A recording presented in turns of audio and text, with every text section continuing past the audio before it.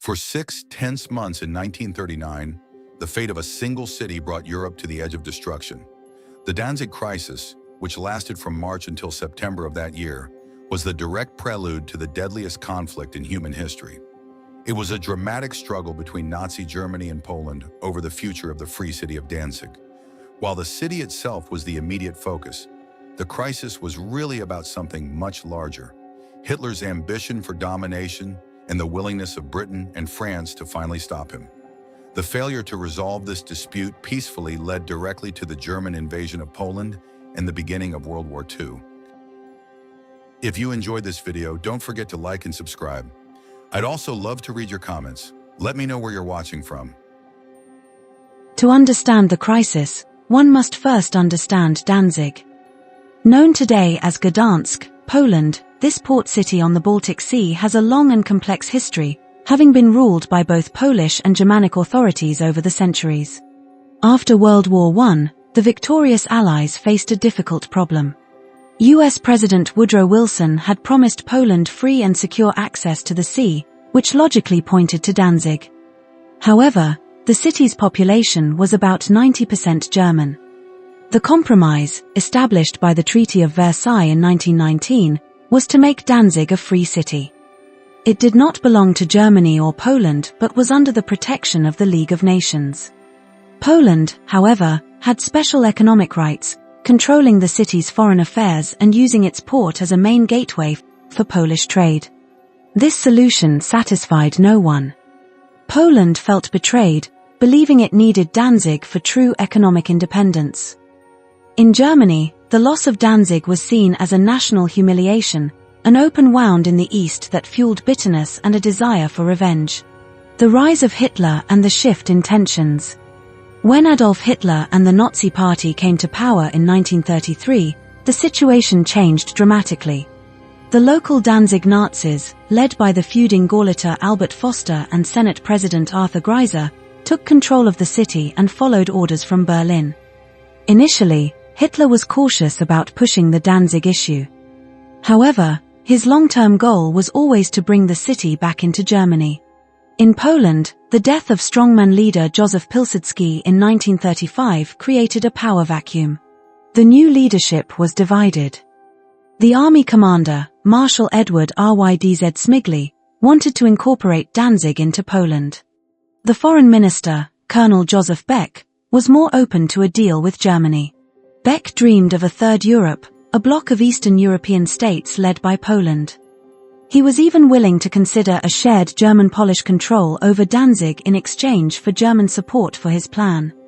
However, Beck was also very sensitive to Polish public opinion, which was strongly against any concessions to Germany. For him, Danzig became a barometer of German-Polish relations. The crisis begins, the demand for an overall settlement. The calm broke in October 1938. Fresh from his victory in the Munich Agreement, which had handed him parts of Czechoslovakia, Hitler turned his attention east. The German foreign minister, Joachim von Ribbentrop, presented Poland with a set of demands for an overall settlement. He demanded the return of Danzig to Germany, the right to build extraterritorial roads and railways across the Polish corridor, the strip of land that gave Poland access to the sea, separating East Prussia from the rest of Germany, and for Poland to join the Anti-Comintern Pact, an alliance directed against the Soviet Union. For Poland, these demands were unacceptable. Agreeing would effectively make Poland a subordinate partner of Nazi Germany, losing its independence in foreign policy. Colonel Beck refused. This refusal marked the true beginning of the crisis. Hitler, angered by Polish defiance, began planning for a full-scale invasion, telling his subordinates he was no longer interested in a peaceful solution. The Western powers step in. The international situation was shifting. In March 1939, Hitler broke the Munich Agreement by occupying the rest of Czechoslovakia. This act finally convinced the British government, led by Prime Minister Neville Chamberlain, that Hitler's ambitions were limitless. If Germany was stopped, it had to be now. A false alarm about a planned German invasion of Romania further heightened fears in London. In searching for allies to contain Germany, Britain turned to Poland. Colonel Beck, cleverly using the situation, proposed a direct British promise to defend Poland. On the 31st of March, 1939, Chamberlain stood in the House of Commons and announced a British guarantee of Polish independence. He declared that Britain would go to war if Germany attempted to conquer Poland. France, already allied with Poland since 1921, also reaffirmed its commitment. This was a historic turning point. For the first time, Britain was promising to fight for a nation in Eastern Europe. The intention was to create a peace front to deter Hitler. However, the guarantee had a critical flaw: it did not specify Poland's borders.